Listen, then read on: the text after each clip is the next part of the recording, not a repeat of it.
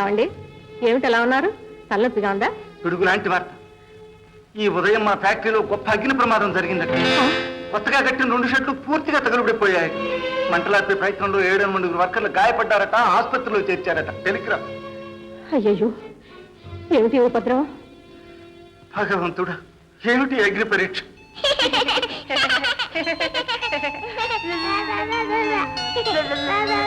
ఏమిటండి వాళ్ళు ఇంకా అలా చూస్తున్నారు?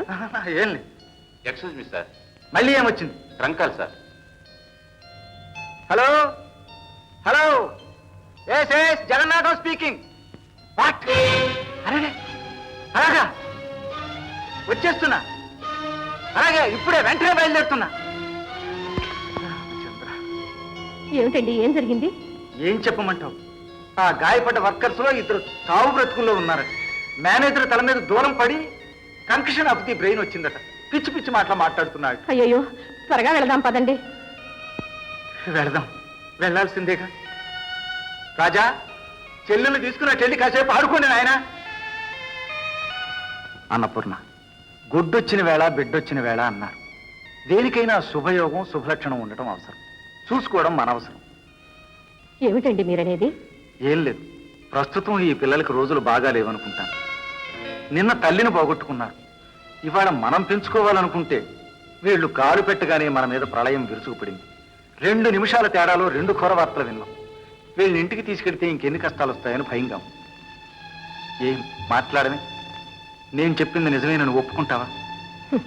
ఇలాంటి మాటలు మీరేమిటారు? అలాగే అంటారు. బిడ్డ పుట్టగానే ఏం జరిగినా ఆ వేళ విశేషం అనేస్తారు. కానీ మన గ్రహచారం బాగులేకపోతే వాళ్ళేం చేస్తారని ఎందుకు ఆలోచించరు? అశుభయోగం మనకే రాసి పెట్టుండొచ్చుగా. కావచ్చు. ఇంక ఈ విషయంలో నువ్వేం చెప్పినా నాకు నచ్చదు. కానీ కాదుకూడదనంటే నీ మాట ఏనాడు కాదని. కర్మ ఎలా ఉంటుంది? నా సంగతి ఎలా ఉన్నా రేపు ఇంకేదన్నా జరిగితే అన్నిటికీ ఆ పసిబిడ్డల్నే అంటారు. వాళ్ళ మీద మీకు అసహ్యం ద్వేషం కలుగుతాయి. తోరు లేని ఆ పసికందుల మీద ఇప్పటికి పడ్డ నిందలు చాలు. మంచిది, నే వెళ్ళి వాళ్ళ ఇంటి దగ్గర దిగబెట్టిరానా? ఎందుకు? ఊళ్ళో అందరికీ ఊరు దారి చూపించే వాళ్ళకి మీ సాయం అక్కర్లేదు, పెడతారులేండి. ఇంతకు దురదృష్టం శని వాళ్ళవి నా రోజులు బాగులేవు. అవును, 9 మాసాలు మోసి ఒక బిడ్డను కని నేను ఒక తల్లిని, ఆడదాన్ని అనిపించుకునే భాగ్యం నాకు ఎలాగో లేకపోయింది. వాడి ముత్యాల వంటి బిడ్డలు దొరికితే వాళ్ళని పెంచే అదృష్టం వచ్చినట్లే వచ్చి చేసారిపోయింది. దురదృష్టవంతురాలు నేను, వాళ్ళు కారు. నీ మనసేం బాగాలేదు, ఆవేశంలో ఉన్నాం. సరే డ్రైవర్ సార్, పిల్లలేరి? ఇప్పుడే వెళ్ళిపోయారండి. మీతో మీ ఇంటికి రావు అని చెప్పన్నారండి. అలాగా? బాబు గారు, పిల్లలు ఏమైనా కోప్పడ్డారా? లేదే. ఏ? కళ్ళనీళ్ళు పెట్టుకెళ్ళారులేండి.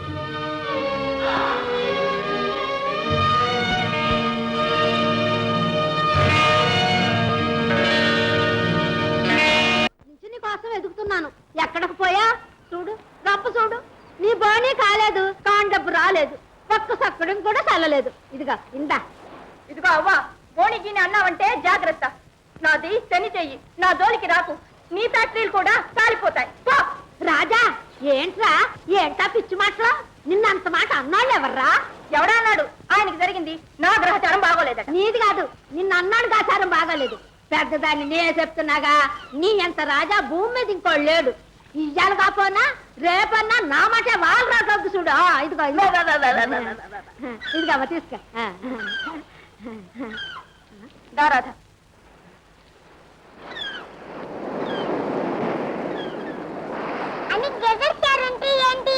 గ్రహచారం అంటే డబ్బు.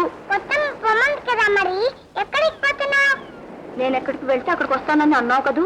అవును, నీ వెంటే వస్తాను. నన్ను వదిలిపెట్టి ఎక్కడికి వెళ్ళిపోయా? నిన్ను వదిలిపెట్టి వెళ్ళగలనా? అమ్మా,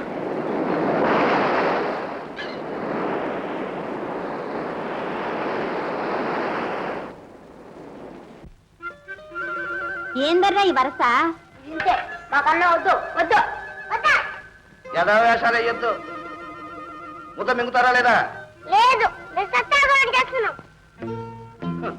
సరే, పసిపిల్లలకు కూడా ఆయుధాలు చేతికిస్తున్నావే ఏం కావాలరా ఏంటి చెప్పలా కాదు బాబా రాజా కావాలి నాకు అంతే ఒకసారి అసలు ఎందుకు పంపించావు అది సన్యాసి నేను ఎక్కడ పంపించారా ఆ మహారాజు ఏదో ముచ్చట పడి అడిగారు వాళ్ళు వెళ్ళారు ఎంత నీకు చెప్పారా అంత కరెక్ట్ గా చెప్పలేదు అనుకో మరి ఎందుకు పంపించావు ఎవరు అడిగి పంపించావు రే పెద్దాడా నువ్వు ఊరుకున్నా నువ్వు కూడా అడుగు నేను ఇంకా కాపంగా అన్నాను చాలా ఓరి నాయనో అవురా కలికాలం నువ్వు డబ్బులు తీసుకుని బావని అమ్మేసి నోరు మూయవా అవును అమ్మేశా ఇది అన్యాయం అన్యాయం ఈ బిడ్డలు అడిగితే నువ్వు అమ్మగలవా మమ్మల్ని కూడా అమ్మేసాయి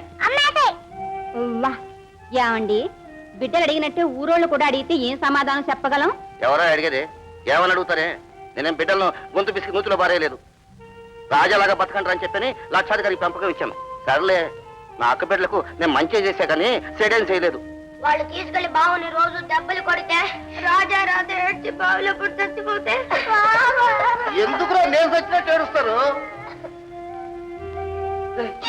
వచ్చేసారా మాట్లాడేరా లేదు మామయ్య మా గ్రహచారం బాగోలేదట అదృష్టం బాగోలేదట అందుకని వాళ్ళకి భయం వేసింది నేను రాధా వచ్చేసాం ఎట్టట్టా అంత మాట అన్నారా ఆలగాయచారం బాగోకే ఆ మాట అన్నారు బాగో తొందరపడ మాక చెప్పకుండా వచ్చేసావురా వాళ్ళు ఇంకేం అడగలేదుగా దేని గురించి అయిందేదో అయింది ఇంకా గొడవ వదిలేద్దాం ఇదిగో ఏమయ్యో ఇప్పుడే చెబుతున్నా ఎవరైనా సరే బిడ్డలు అడిగితే ఇచ్చేది లేదు రామ్మా పోతుంది గాని రా రాజా ఇక మీదట నిజంగా పంపకూడదమ్మా పంపం లేరా బావా ఇంకిక్కడే ఉంటాడు అయితే నాకు ఆకలిస్తుంది రా రాజా నాకు ఆకలిస్తుంది రాము మళ్ళీ వచ్చారు మమ్మల్ని పంపొద్దు మామయ్య రే నేను అన్నం తింటున్నాను రా ఉందమ్మా బాబు బిడ్డలిద్దరూ ఇంటికి చేరారా అని అయ్యగారు అడగమన్నారు. అదిగో వచ్చారు చూసావుగా సరే కానీ అయ్యగారు ఇంకేం అడగలేదుగా ఇగో ఇంకెంత డబ్బు ఇచ్చినా అమ్మరండి అని చెప్పు తీసుకో వెళ్ళు కొట్టేసావా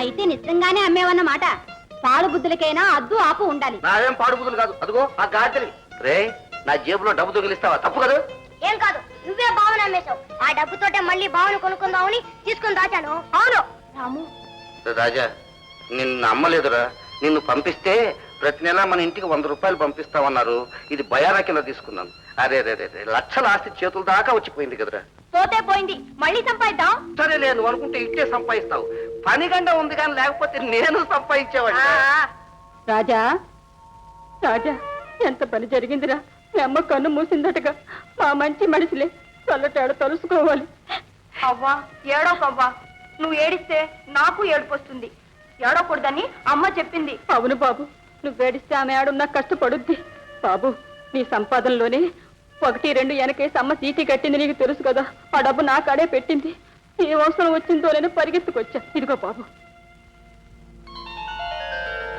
లక్ష్మమ్మ వస్తా పైకి జాగ్రత్త మావయ్య చూసావా 100 రూపాయలు మా అమ్మ డబ్బు నా కోసం పంపింది ఇదిగో అత్తయ్య నువ్వు చెప్పిందే కరెక్ట్ పైన నుంచి మా అమ్మ అన్ని కనిపెట్టి చూస్తుంది అవును బాబు మీ అమ్మ చచ్చిపోయినప్పుడు సాగనంపటానికి 10 రూపాయలు గణించుకొచ్చావు ఆ 10కి 10 రెట్లు చేర్చి 100 రూపాయలు పంపించింది